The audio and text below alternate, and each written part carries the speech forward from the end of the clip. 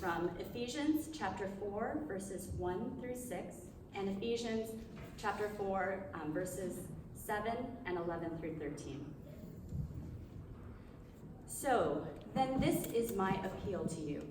Yes, it's me, the prisoner in the Lord. You must live up to the calling you received.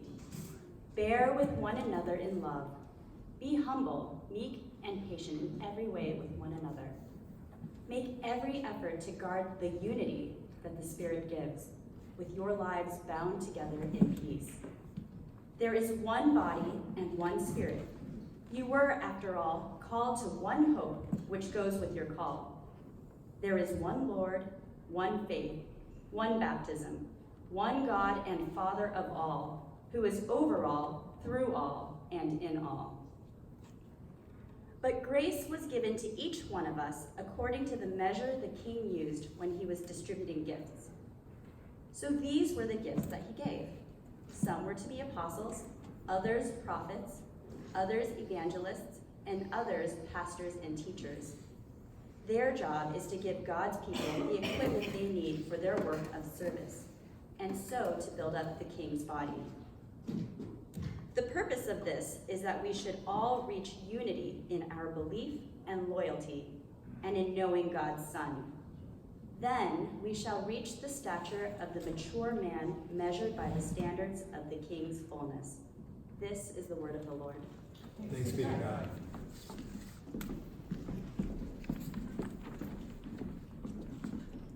Good morning, CWOW. Good morning, Abby. My name is Abby, and I'm a member here at Church Without Walls. And Gary invited me this week to do to be a part of our little Say One thing, where we have somebody who is just a member of the church say one thing about the relevant topic, the passage, what we're working on. And this week, talking about community and corporate spiritual practice, that's something that I really need. And I've talked about it up here before in various respects. I don't have a great capacity for self-motivation and starting new habits. So all of these like journaling or like praying early in the morning, a lot of people can be really good at that, and I bless and commend you, and that is not my gifting.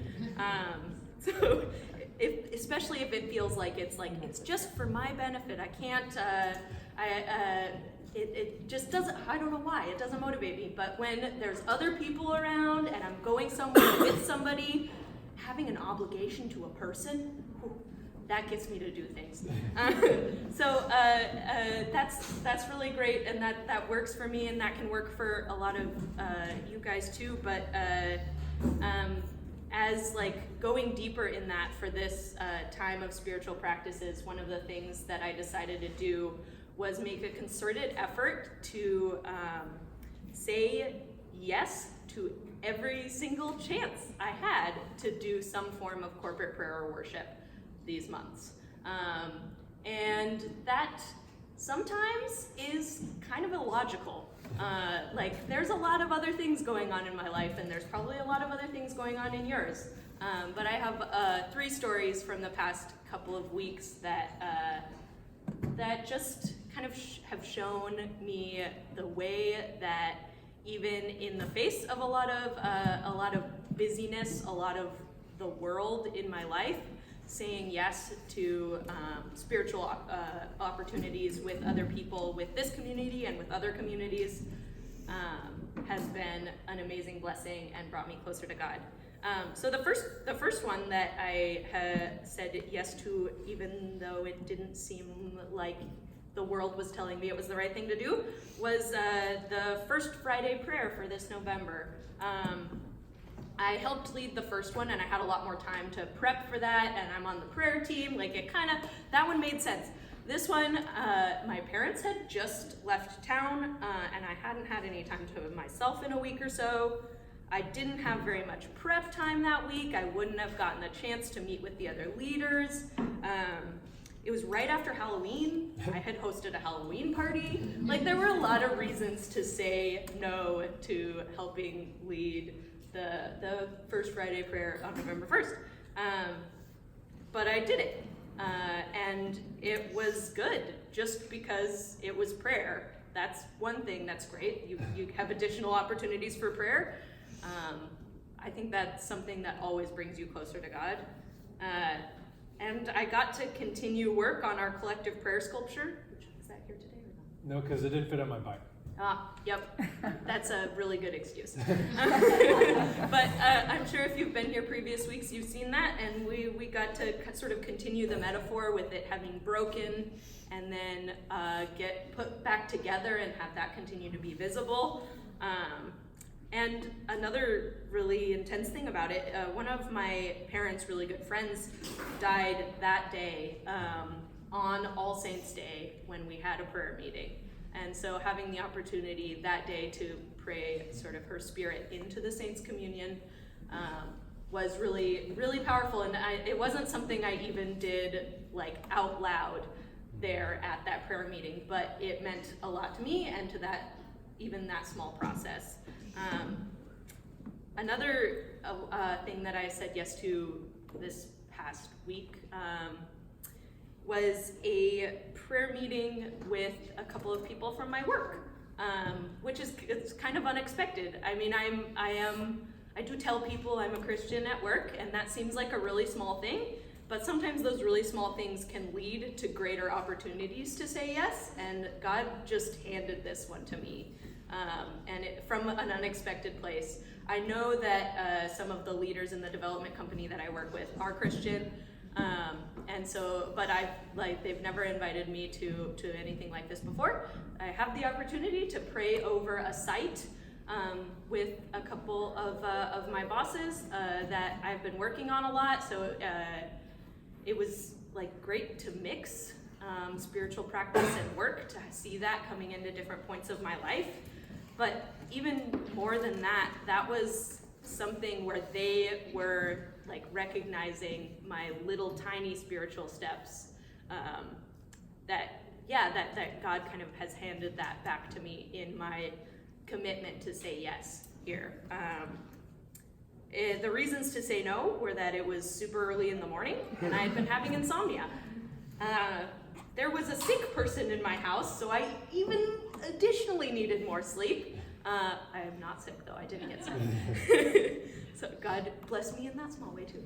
There's a lot of little things that come from it. It was also just like a new and less familiar group to pray with, and that can be a scary thing. But I got to see the fruits of being simply and vocally Christian at work. I got to bring spiritual practice into more of my life, and having that particular prayerful morning pushed me to saying yes to speaking today, which, that was a decision I made on Wednesday. So I apologize for any unpolishedness, but I also think that's kind of part of it. That's like part of the whole spontaneously saying yes, even when things don't make sense in other parts of your brain. So that's my third one, saying yes to talking today. Like, I had this busy week. I'm attempting to buy a car and having some success, which is my first really large purchase as a financially independent adult, and I've been having a lot of stress to do with that. Like, there's like unexpected things coming at me. I don't know how to buy a car, and I'm buying a used car, and I'm doing it with a dealer, and are they going to manipulate me? There's a lot of feelings about that. I had another church meeting this week, so I'm doing a lot of church things. I did the thing on Wednesday, and I'm feeling underprepared.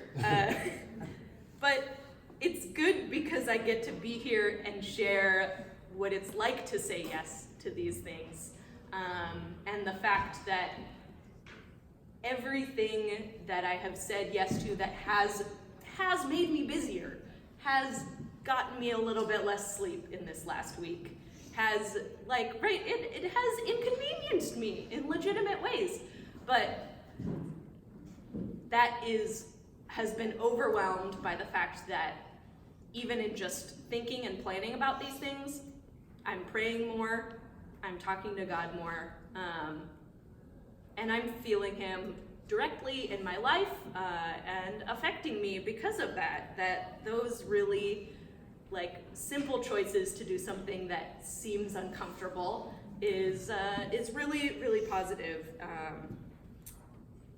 And I want to just encourage you guys to try and say yes to an additional thing that you might not have. And you already said yes to coming to church today. That's a corporate spiritual practice that you guys are doing right now. So you can lean into worship. You can buy an additional baked good. But you have already gotten a few invitations to say yes to more things this morning from Sharon, to say yes potentially to the Advent prayer retreat, where we get to dive into prayer together. There's another First Friday prayer on sometime the first week of December, the first Friday of December. There's a lot of things that you guys can do, and I just really encourage you to pray for openings, because it was praying for an opening that got me got me to go to the Wednesday prayer meeting with my work people, and that led to this. So it leads to some really simple good things, and I hope that you guys can find that too.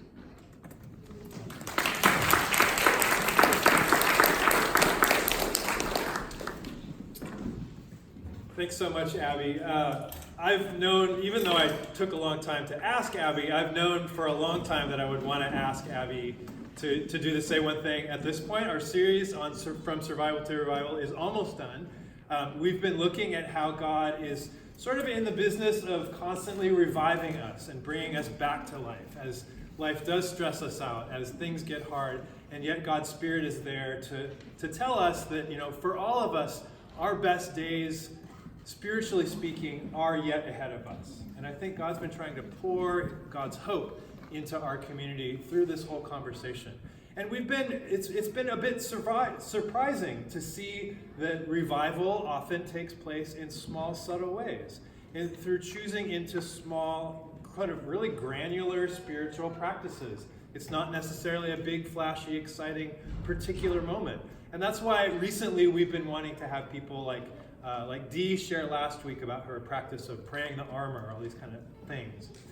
What was really interesting is that when we have the conversation about spiritual practices, which slowly and over time lead to revival in our lives in a very sustainable, powerful way, most people really thought of spiritual practices as sort of individual, private ones. It was just kind of our default. And to be honest, that's my default too. Because temperamentally, I am two things. I am fundamentally private and fundamentally introverted. I really do not understand people's desire to show the world everything they did on social media. I just don't get it. Here's what I ate. See everybody? I'm so private. I don't want you to know what I ate. That's none of your business, Or even one of the things that I'm sort of called to do in my life is to write and to tell everybody what I think. And I've noticed that really good writers have something in them that just need to tell the world what they think. And I love to learn, but I don't have that drive to tell the world what I think. I'm just sort of a private person. And I do tend to be introverted, and I do find great strength in solitude and in my kind of Sabbath and all of these things. And so I knew that on the week that we were going to talk, like we are today, about how revival is fundamentally communal. It's fundamentally something you can only do together. I knew we needed Abby to speak to us because she is fundamentally communal, and even when she shared in the middle of this series, what she talked about is hey, my spiritual practice is with other people. And so I thought it would be a good compliment, because I'm betting that all of you fall somewhere in the middle of the Gary-Abby continuum, temperamentally, in terms of whether you're an introvert, extrovert, whether you're private or public, whatever it is. But I think the reality here is that no matter what your temperament is, even if you're more introverted and private, that we simply cannot experience the fullness of God's revival in our lives by ourselves. We are fundamentally created and made to experience this God sort of life-giving connection. It has to happen with other people. We're just sort of made that way. And so that's why I chose the particular passage. I just want to look at really quickly with you this passage from Ephesians 4.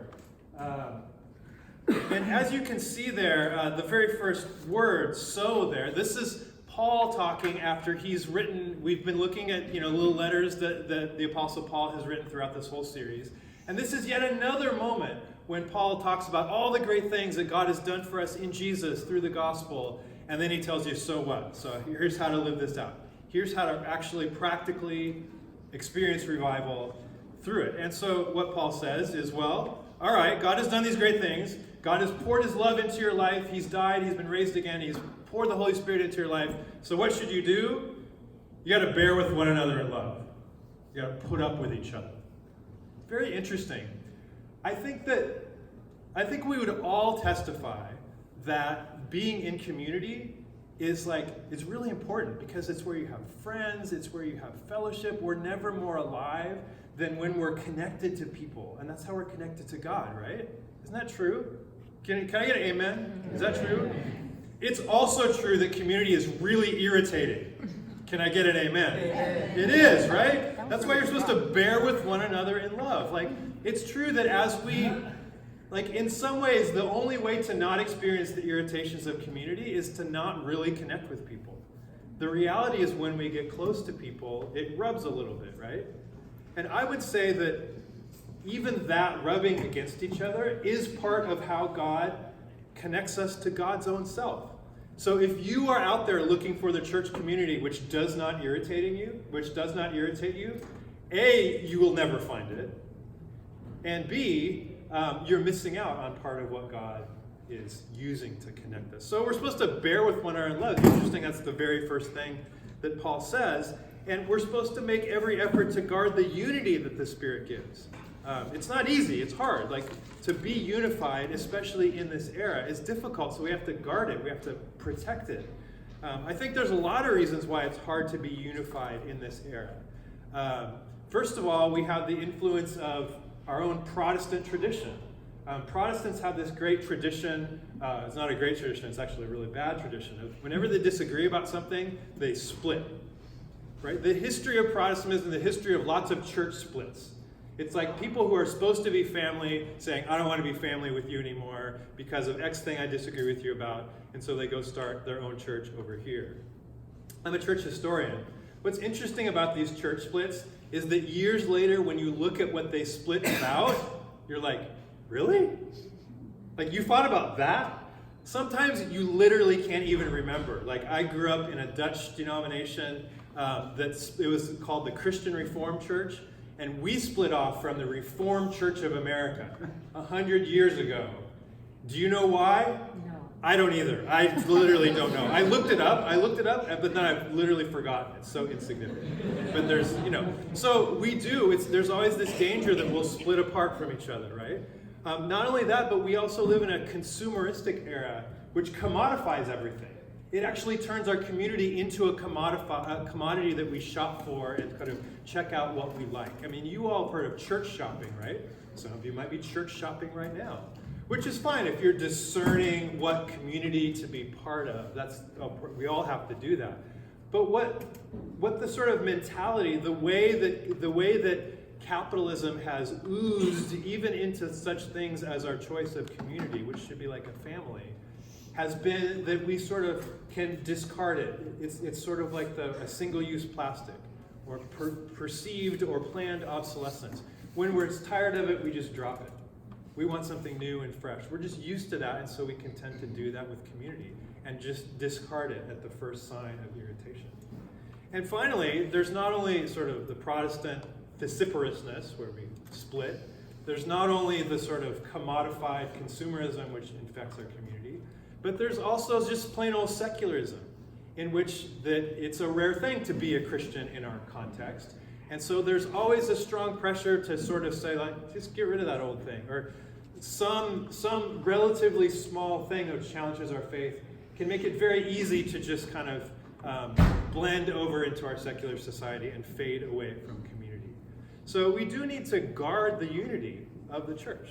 we do need to say, we need to value it, and we need to kind of really stand there in that.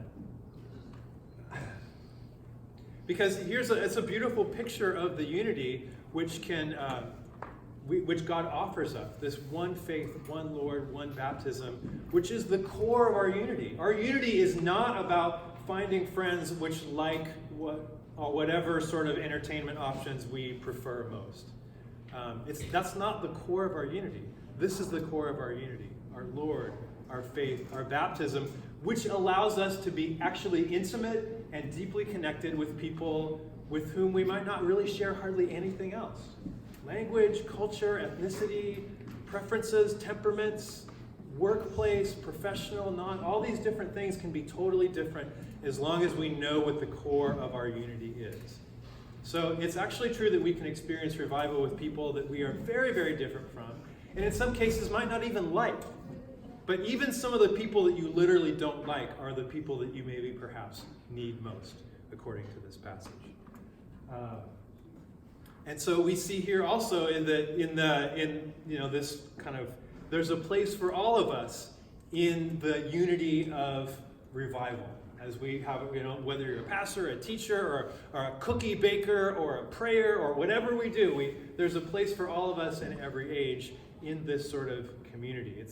It's essential, and you're all really important to this community. So, just like Abby, thank you for saying yes to be here today. It really is deeply meaningful, and I feel like we so easily forget that. The choice to come to church, to say yes to a meeting, it's so easy to just become a personal community, personal lifestyle choice. To let convenience make the choice for us. But what Paul is really doing here is he's really raising the stakes for that little small choice to am I going to be together with this person? Am I going to choose a spiritual practice with somebody else in my community? If your answer is yes, Paul would say that's a great cause of rejoicing. You are fighting for this unity, and you are actually providing the opportunity for somebody else, as well as yourself, to experience this very sustainable revival. But the reason I chose this passage was actually in the final, this sort of final verse here. And I want to show you another translation as well, so you can see it together. Paul has a habit of he's actually not that good at Greek. He writes these long, convoluted sentences which throws lots of words together. So I really especially just want to offer you this one last picture, this one last metaphor of the many metaphors we've been looking at. This metaphor of stature and maturity. Because at the end of the day, these words are very, very important for us to understand and experience revival. That the end goal of all this stuff is for us to experience a sort of spiritual maturity, a sort of spiritual stature, which actually in some ways actually mirrors the fullness of Christ himself. That there's a way we're drawn up into how awesome Jesus is, and how spiritual he is, and how loving he is, and how powerful he is. In community, we're actually drawn up into that. And you almost want to stand tall. There's a spiritual stature that we experience together over time. So in some ways, what God is calling us to do as a community, as CWOW, as we experience revival, is really to grow old together. It says maturity, right? Let's grow old together. And there's a way in which that's a beautiful image. Wouldn't it be nice to be so known that you live your life longitudinally with someone, you grow old together, and you're sitting out on the front porch when you're remembering all the good old days in 2019. It's kind of cool, but also we've talked throughout this series about physical decrepitude creeping up on all of us. So actually I think there's a better metaphor than growing old together with our sort of frail human bodies. And so the metaphor for both stature and maturity, because I think I'm improving on Paul a little bit here. I do, with the metaphor I'm about to share with you. I do, it's very much in the spirit of this passage, right? What is a better metaphor for growing old together in which we experience stature and deep spiritual maturity? Well, of course, it is the redwood tree. And I think this is actually a beautiful metaphor for what revival can look like in our community, in a communal way. Because, so recently, like my spiritual practice that I've been working on has been to prepare for Sabbath. And every Tuesday, I have a day that's totally alone with God. And I often stress out about what I should do, like where should I go, all that stuff. And it kind of cuts into my peacefulness. And so I've just basically decided I'm going to go to Redwood Regional Park every week. Please don't go to Redwood Regional Park on Tuesday afternoon because I want to be alone. And to be really honest too, I try on my Sabbath, I try to not think about being a pastor. It's just kind of me and God. That's what I need. It really is very, very helpful. But then what's ironic is I tend to hear great stuff from God that I want to share in a community on Sunday morning. So yet another Redwood story. Sorry, not sorry. I'm really not. Because it's great. Because redwood trees, they're so amazing. Again, those of you who have just moved back to California, or if you've been around redwood trees for a long time, you can forget how amazing they are. Honestly, when I moved back here from Colorado, I was looking forward to community, but I was also really looking forward to redwood trees. I just love being in that space where they grow and they're connected. And the more you learn about them, the deeper it gets. Because redwood trees, they can be 200 feet tall, but their roots never go any deeper than 6 to 12 feet. It's amazing. Most trees have a taproot that are as deep as they are tall. Right? So you see a palm tree, it goes as deep as it is tall. But 200 feet and then 6 feet. How in the world do they do it? You think about the amount of lumber. By the way, I try to use my pictures, even though they're not as good, but they're pictures that I took with love. So it's so some of these trees are unfortunately, they're second growth trees in Oakland Hills, but they're still probably 100 years old. And so they might be 170 feet tall, and they're 6 feet deep. How do they do it? Well, the answer is the roots go out and they interlock with the roots of other trees. That's how they do it. If you have a tree, it's true, if you have a redwood tree all by itself, that redwood tree is actually very fragile and very much in danger. Because, with the winds coming through, we've had more of them recently. If you're a big, massive redwood tree and you feel the pressure of that wind, and you don't have the other trees where you've interlocked roots, you're going to fall over. And so that's why you see these forests, and you don't know it, but underneath the surface is all this really deep interlocking. And one of my friends told me, and I checked it out on the internet and couldn't find, I don't know if this is true. This is Josh Harper, by the way. He's kind of a tree hugger, so he might be exaggerating. But apparently, they even through their roots, as they interlock, they can even share nutrients. And if one part of the forest is more dry or less, nutrient rich, they can even share that connection with each other. I don't know if that's true, but it makes for a good sermon illustration. In any case, they are definitely interlocked and connected, and that is the way that they are strong. And what is more mature, what has a greater stature than a redwood tree? And yet none of it is possible without those interlocking roots. None of it is possible without community. So that's what I just want to remind us about, that as we end this series, we come to the end of this series on moving from survival by ourselves to revival together. As we think about what is this going to look like in Advent, in 2020, in the months and weeks ahead, what it really does is it highlights those simple decisions to say yes to community. Even when it doesn't necessarily make sense. But that's why I love so much about Abby's talk, because she actually values community to the point where she might have to value it more than sleep. And so she has a pre-standing yes, which actually creates a lot of grace and space in her life to interlock those roots and to experience God. And so that's my, I think, call and reminder to all of us. And of course, every time you give a talk like this, the people that need to hear this, most are not here. The people who are here, it's kind of good job, here we are, practicing, all our roots are interlocked this morning, way to go. But I think it's a way of just validating and encouraging the fact that we are showing up for each other. And it's also a call to our broader community, some of whom are always here and some of whom aren't. And of course, there are lots of good reasons to not be in church on Sunday. We get all that. But with each other, let's value our relationships with each other. Let's remind each other, you mean so much to me, I need you.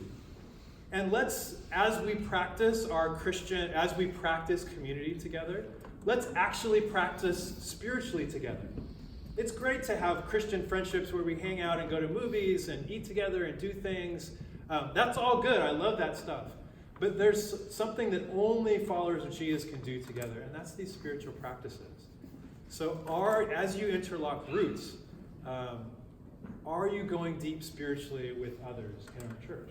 Are you saying yes? As you do that, I just want to remind you that as you do that, you strengthen not just yourself, but all the other little redwood trees around here too that we're sort of connecting with. And it winds up creating a very, very beautiful forest, which really embodies the gospel and shows the world what the stature and maturity of Christ is like. It's even the case, I think this is also true, that if you see a really big redwood tree, you notice that they grow really close, and as they get old, they actually grow together and fuse to become kind of one big massive tree, right?